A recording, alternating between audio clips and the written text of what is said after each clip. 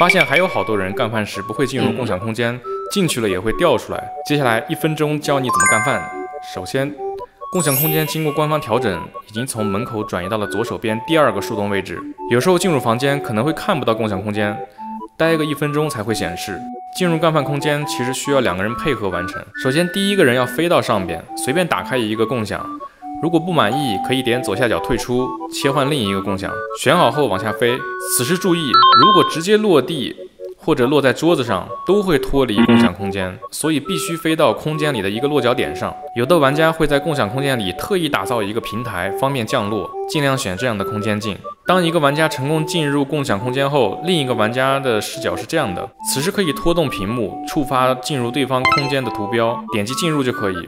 也可以飞起来，点击对方的空间进入，但是这里要注意，点击进入，但先别点确定，等人物降落到桌面上再进。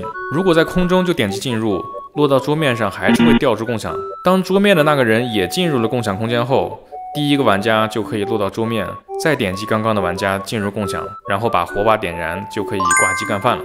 当然，带火盆干饭也是可以，但是现在很难凑齐6个人同时带盆，所以说共享空间还是比较方便的。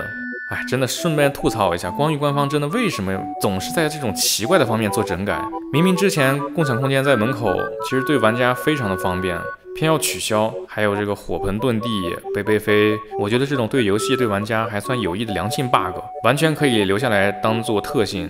难不成 TGC 真的打算让玩家每天上线？互相干瞪眼，捧着个手机在树屋烧半小时馒头啊！与其单纯的拉长玩家游玩时间，还不如多搞一些创新性的玩法，可能会更好。